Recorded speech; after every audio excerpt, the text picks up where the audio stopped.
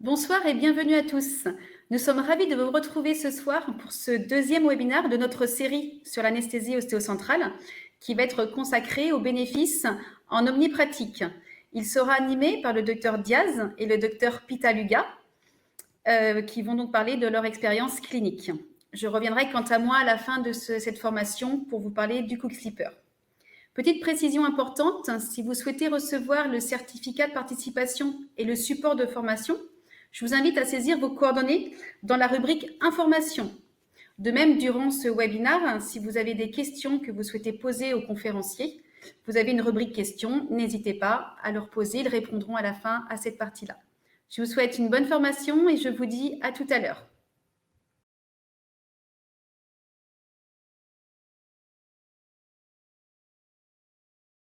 Alors bonjour à tous et bienvenue sur ce deuxième chapitre webinaire sur l'anesthésie intra-osseuse. Si vous désirez un certificat de participation et le support de la présentation, merci de remplir vos coordonnées dans la rubrique Info en haut à gauche de votre écran. C'est là aussi que vous poserez les questions sur la présentation si vous le désirez. Donc l'anesthésie ostéocentrale, une évolution accessible et donc plus particulièrement aujourd'hui en omnipratique. Donc je suis le docteur Barbara Pitaluga, je suis omnipraticienne en exercice libéral dans les Alpes-Maritimes. J'utilise l'anesthésie intra-osseuse exclusivement depuis 12 ans. Et Dr Diaz et moi-même déclarons être en relation avec la société Dental Tech pour laquelle nous intervenons lors de séances d'intervention et de formation. Je laisse le Dr Diaz se présenter. Oui, merci Barbara. Bonjour, bonjour à toutes et à tous. Je suis Stéphane Diaz, je suis donc chirurgien dentiste aujourd'hui en exercice limité sur l'endodontie et l'implantologie, après avoir après avoir exercé en omnipratique pendant une trentaine d'années. J'utilise l'anesthésie intra-osseuse depuis très longtemps, depuis le début de mon exercice, et lié justement à des difficultés que j'avais rencontrées en endodontie et où j'ai essayé à peu près toutes les techniques intra-osseuses. Donc on va avoir l'occasion d'en parler un petit peu plus loin. Donc, merci Stéphane. Merci. Lors du premier chapitre, nous avions révisé le concept de l'anesthésie. Nous allons réviser le concept de l'anesthésie ostéocentrale que nous avons vu lors du premier chapitre. Donc la procédure, comment délivrer une anesthésie parfaite et indolore. Et ensuite, on planifiera cette anesthésie. On vous expliquera comment choisir l'anesthésie, que le vasoconstricteur, la quantité à utiliser, des vidéos cliniques et leurs applications, et on terminera par un chapitre questions.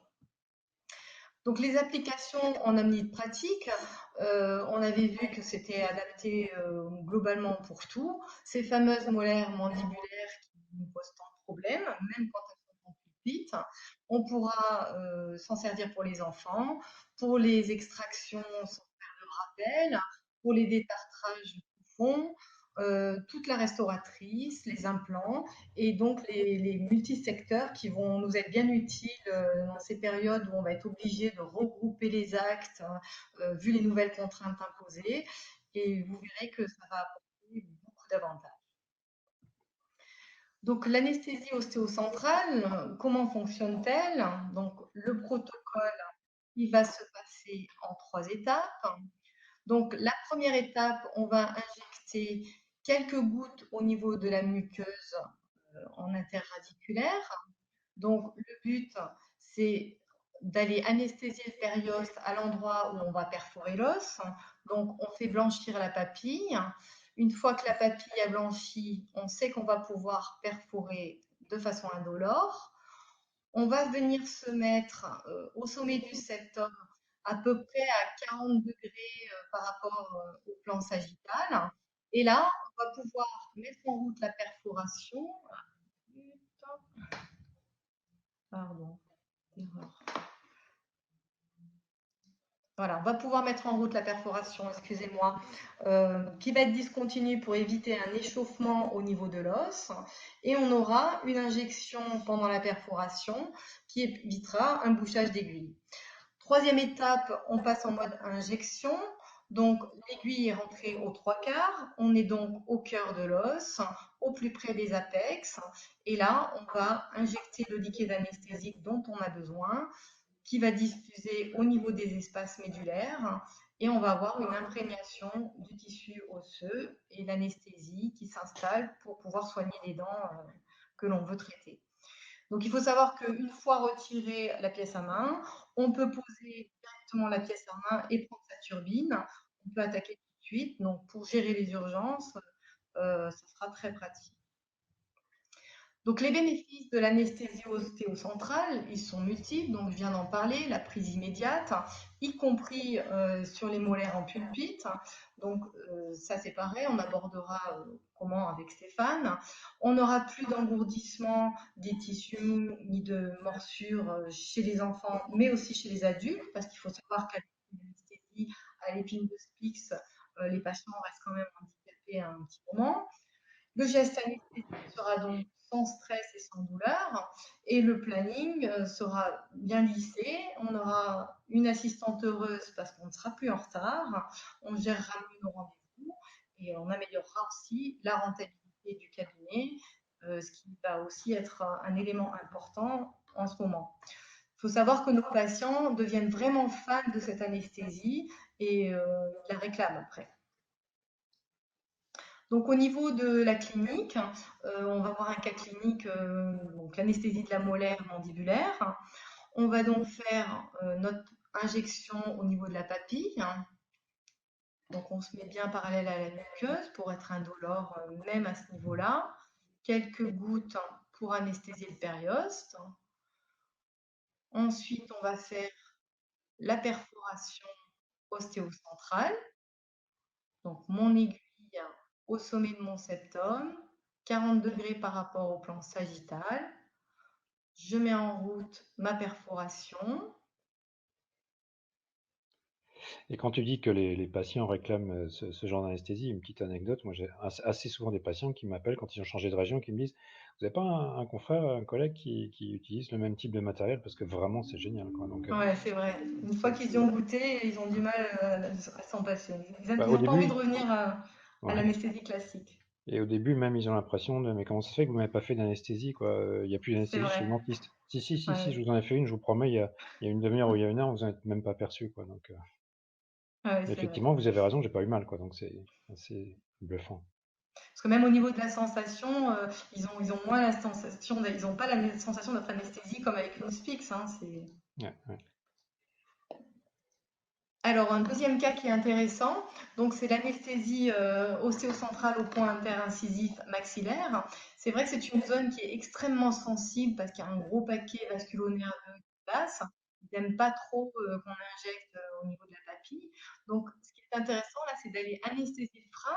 On va aller mettre quelques petites gouttes au niveau du frein. Euh, Ça permet donc là, on anesthésie la muqueuse. Le liquide commence à diffuser.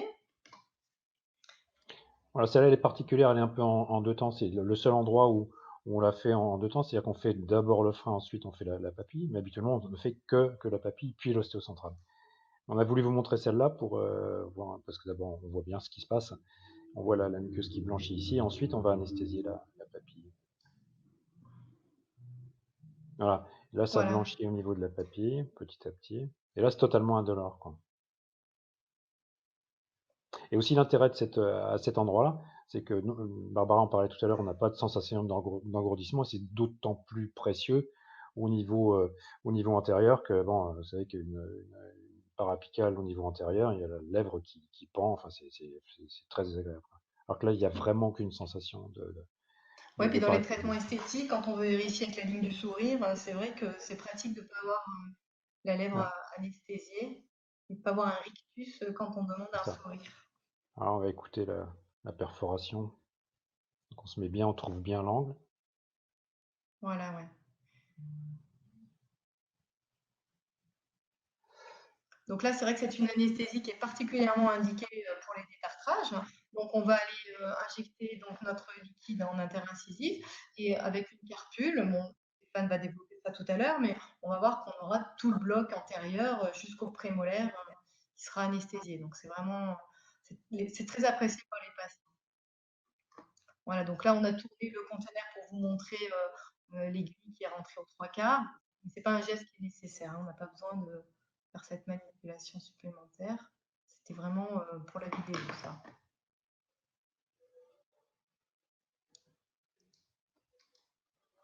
Alors, on nous demande souvent si l'anesthésie ostéocentrale fonctionne chez les enfants. Alors oui, elle fonctionne très bien. Il y a juste quelques petites variantes qu'il faut faire, qu'il faut adapter. En gros, ce qu'il faut retenir, c'est que c'est tout pareil, mais en plus petit. Donc, une moindre quantité injectée. Le plus souvent, une demi-cartouche suffit. On se contentera d'une aiguille plus courte, hein, de 9 mm ou de 16 mm. Et bien souvent, jusqu'à 12 ans, on n'a quasiment jamais besoin de rotation parce qu'en fait, ça rentre vraiment, vraiment tout seul. Donc Stéphane, je crois que tu vas nous expliquer comment planifier l'anesthésie. Ouais, puis tu vas me dire aussi, tu vas prendre un peu la parole aussi. En tout cas, effectivement, je vais prendre la main sur cette partie-là. Donc, comment planifier une parfaite anesthésie? En fait, il y a trois questions à se poser. Euh, Quelle concentration en vasoconstricteur? Quelle quantité injectée? Et donc où injecter. Donc vraiment à chaque fois, c'est ces trois questions-là à se poser avant de commencer. Moi j'aime bien planifier, je fais de l'implanto, je fais de l'endo, et ben, ça nécessite de réfléchir un peu avant. Et ben, c'est pareil pour l'anesthésie, on prend 15 secondes, 30 secondes avant de se dire, bon, par où je vais passer, où est-ce que je vais injecter, qu'est-ce que je vais injecter, combien, et quel type Je peux passer la suivante si tu veux, Barbara. La Donc suivante. là, s'il te plaît, ouais. Et donc, Ah. voilà. Donc, on a ces trois paramètres qu'on a fait figurer sous forme d'un triangle qu'on appelle le triangle d'anesthésie. Donc, on a à gauche la quantité injectée. Et plus on va injecter, et ça c'est valable pour toutes les techniques, plus on va injecter, plus l'anesthésie va être longue, meilleure sera l'efficacité, et surtout on va anesthésier plus dedans. Et donc en anesthésie intra-osseuse, on peut choisir d'anesthésier 1, 2, 3, 4, 5, on peut aller jusqu'à 8 dents, ça va dépendre de l'endroit où on va injecter. Et donc, il ne s'agit pas d'anesthésie évidente si on veut en traiter une seule. Donc, on peut injecter moins, on aura moins d'anesthésiés, la durée sera plus courte, donc ça dépend aussi de ce qu'on veut faire, et faible toxicité éventuellement, mais c'est pas le plus marquant. Concernant la concentration en vasoconstricteur, là, si tu veux revenir, ouais, merci. La concentration en vasoconstricteur, on va avoir un effet sur l'hémostase. Donc, plus on va monter en concentration et plus on va jouer plus on va, l'hémostase sera contrôlée. Donc, ça peut être un avantage ou un inconvénient, ça dépend des types de traitements. Et on va surtout jouer sur la durée, et on va jouer également sur la profondeur d'anesthésie.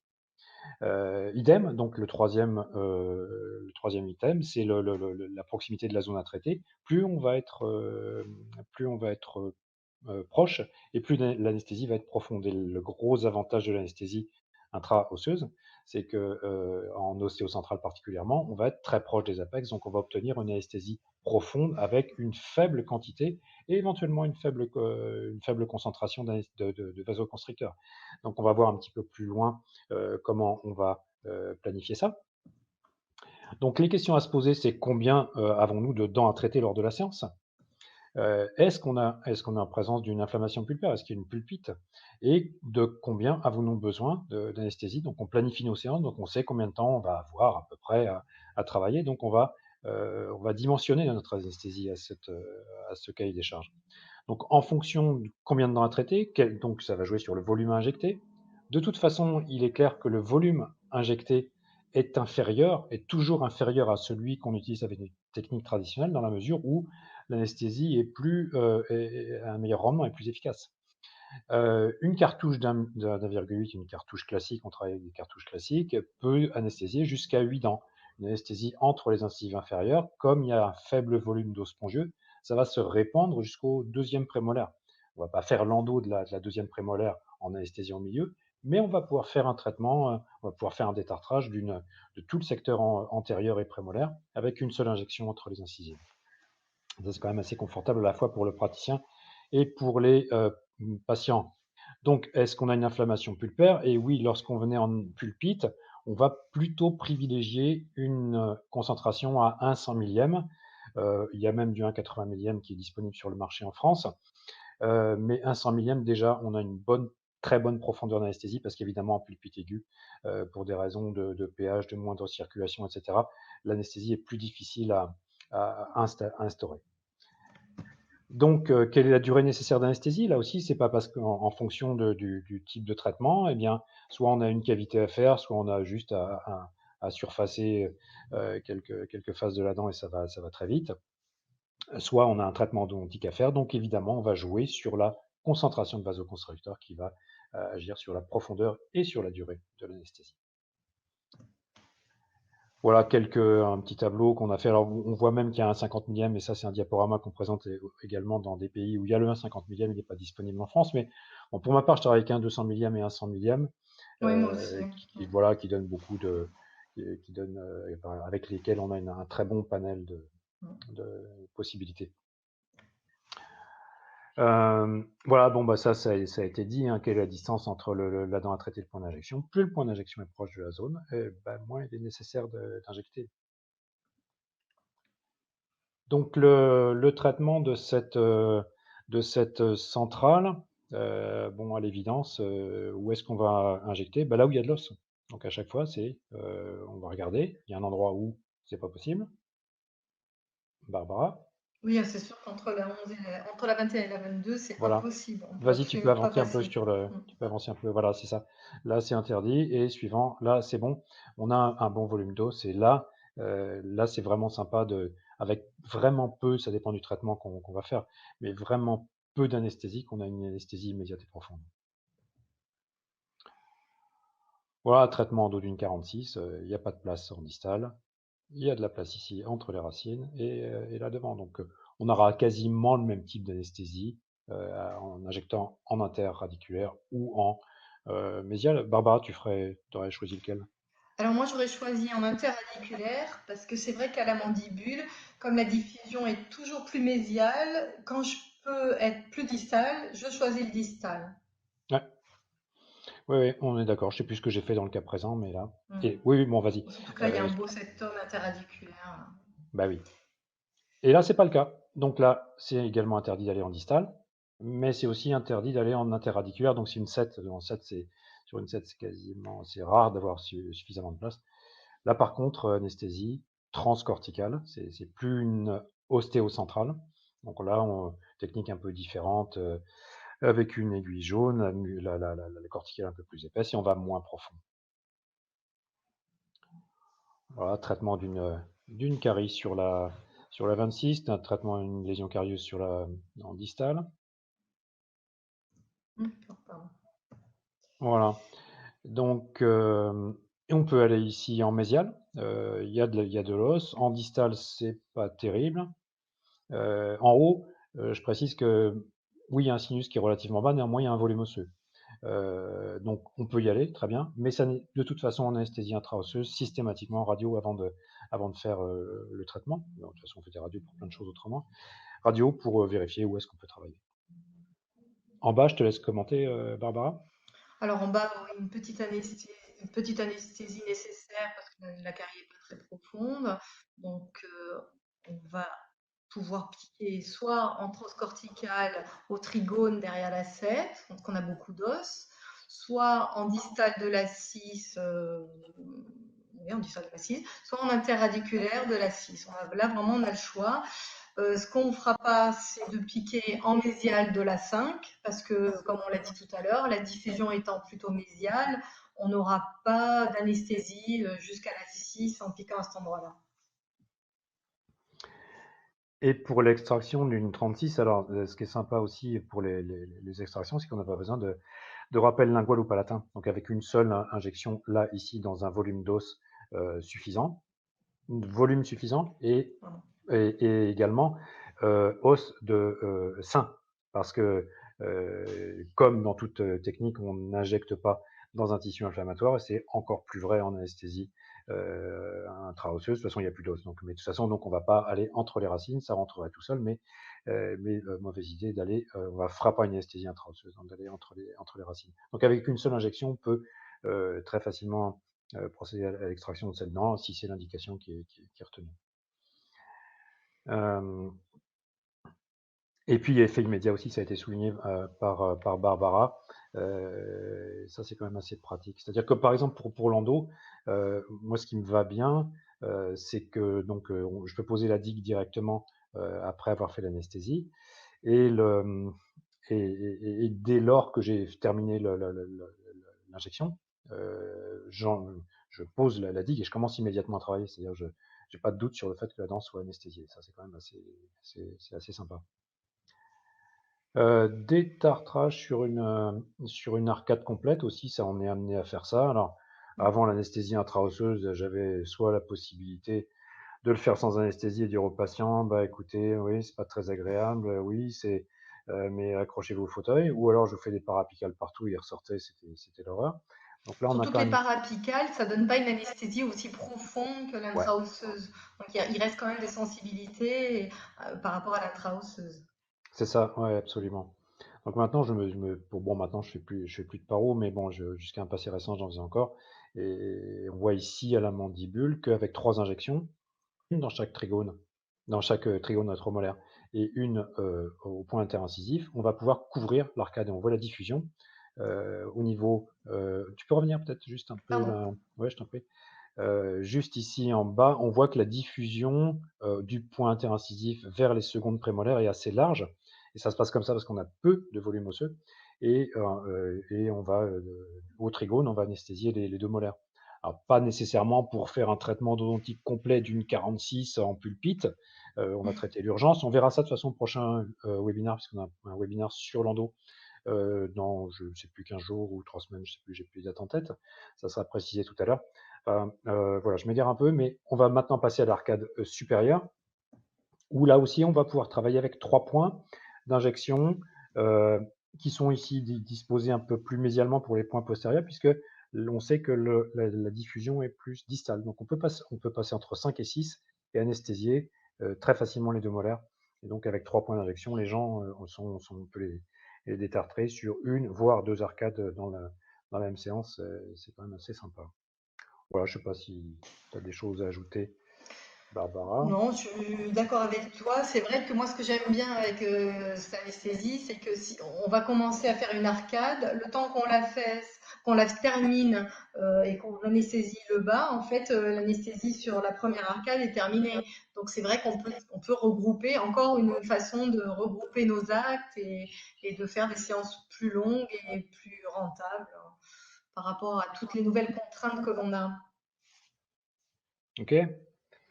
Bon, bien, merci, merci à tous et à tous pour votre attention. On a quelques questions qui sont arrivées. Euh, on va répondre à quelques questions et de toute façon, si vous en avez d'autres, voilà, vous avez nos mails qui sont à l'écran. Et on va commencer par une première question à laquelle bah, je vais te proposer de répondre, Barbara. Lorsque vous dites anesthésie interradiculaire, comment vous faites? Est-ce que ça se fait en perpendiculaire? Alors non, on va rester dans la technique de l'ostéocentrale et en fait, on va prendre le sommet du septum interradiculaire de la dent plutôt qu'entre deux dents. La différence, c'est qu'au lieu de se mettre à 40 degrés par rapport au plan sagittal, on fermera un petit peu l'angle et on sera plutôt autour de 30 degrés en se mettant bien dans le sillon interradiculaire et l'aiguille rentrera dans le septum interradiculaire. Là, par contre, on mettra peut-être maximum une demi-carpule parce que c'est vrai qu'on a quand même un volume osseux qui, en général, est un peu moins important qu'un septum interdentaire. Ok. Il y a une seconde question. Bonjour, l'anesthésie ne remonte pas en distal, mais peut aller en mésial. Si oui, jusqu'à combien de dents?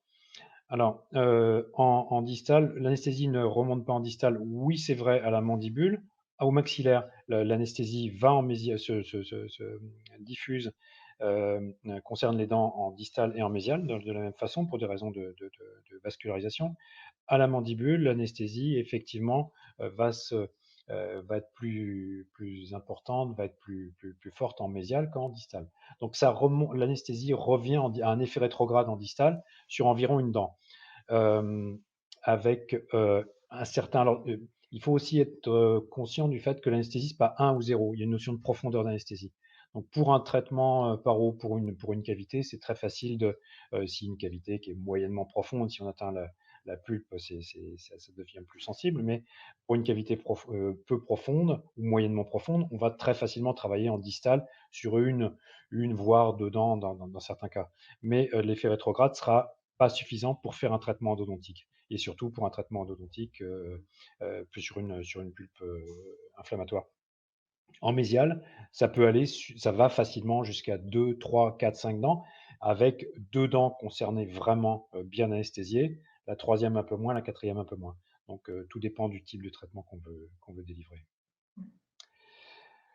Euh, je réponds à la suivante, si tu veux. Dans le cas Oui, la d'une pulpite, bien pulpite, sûr. dans le cas d'une pulpite irréversible surmolaire, une simple ostéocentrale suffit ou se fait-elle en complément d'une Spix?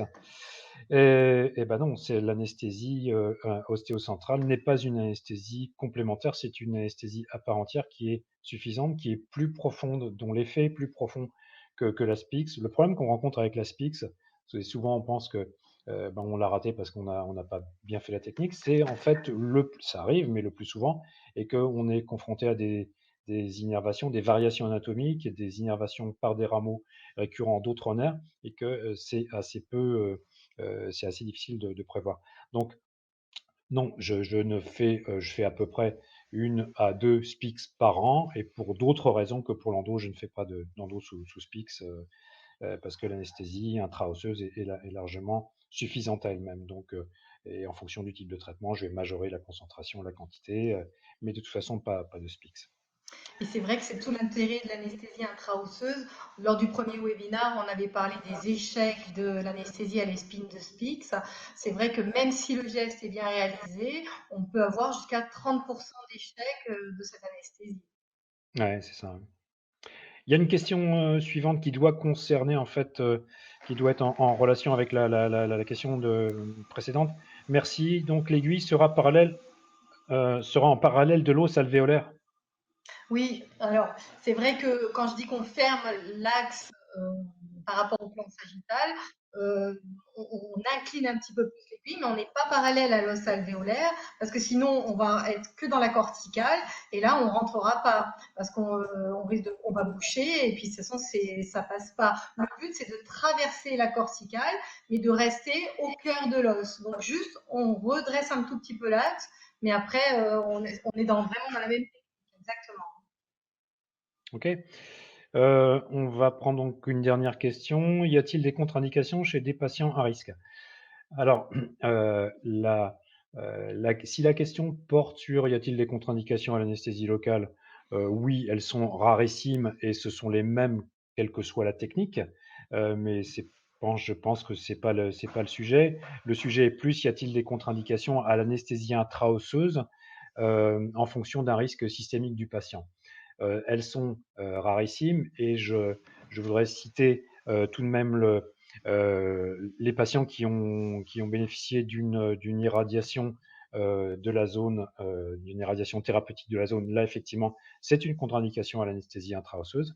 La deuxième contre-indication, c'est pour ma part, dans ma pratique, en tout cas, c'est pas forcément une contre-indication absolue. Enfin, j'en sais rien, c'est à confirmer, mais toujours est-il que il ne me semble pas, pour des raisons de précaution, que les patients sous biphosphonate par voie intraveineuse, nous ne prenions pas ce risque-là. Euh, Peut-être que c'est possible, puisqu'on a vraiment une atteinte osseuse qui est très faible, avec une petite aiguille, 30 centièmes, enfin le dommage osseux, l'os n'est pas explosé avec une aiguille stérile, etc. Néanmoins, dans ma pratique, j'ai pas envie de prendre le risque, donc je n'utilise pas cette technique chez les patients, et j'en ai quand même pas énormément, qui sont sous intraveineuse de biphosphonate. Pour les patients qui prennent du biphosphonate péros, je l'ai pratiqué de nombreuses fois et j'ai pas de difficulté J'ai la avec ça. même attitude, exactement. Ok. Ok, ok. Bon, ben, de toute façon, si vous avez d'autres questions, on est à votre disposition. On vous a montré ça, et Barbara, bah, écoute, si tu peux nous présenter la suite des webinaires. Bien. Donc Stéphane, tu vas revenir dans une petite quinzaine pour nous parler de l'anesthésie ostéocentrale en endodontie. Ouais. Donc pareil, des opportunités très intéressantes. Et le 4 juin, Dr Lauriane Philippe nous parlera de l'anesthésie ostéocentrale en pédodontie, et vous verrez qu'il y a aussi des opportunités très intéressantes. Merci à tous pour votre attention et je vous souhaite une bonne reprise. Merci beaucoup, merci, à bientôt, à bientôt. Au revoir Au Stéphane, revoir. au Au revoir à revoir, tous. Barbara. Merci à tous les deux d'avoir animé ce webinaire. Avant tout, pour toutes les personnes nous ayant rejoints en cours de présentation, je vous invite à aller saisir vos coordonnées afin de recevoir le certificat de participation et le support de cette formation. Donc, tout simple, vous mettez votre nom, prénom dans la rubrique information. Nous espérons vraiment que ce webinaire vous a permis de découvrir tous les avantages de cette technique ostéocentrale dans votre pratique, notamment pour les rendez-vous longs et le cadre des urgences. Et face à la situation actuelle et complexe que vous traversez, Dental High Tech donc, vous accompagne grâce à ces formations en ligne que l'on met et à la mise en disposition gratuite d'un appareil jusqu'au 30 juin. Pour cela, c'est très simple. Il faut remplir le formulaire en ligne ou nous contacter par mail ou par téléphone. Et sur simple demande, vous recevrez un appareil neuf avec un suivi personnalisé. Voilà, c'est la fin de ce webinaire. Je vous remercie à tous de nous avoir suivis et je vous donne rendez-vous le 28 mai pour notre prochain qui sera donc sur le thème de l'odontie. Merci, bonne soirée à tous et à bientôt. Au revoir.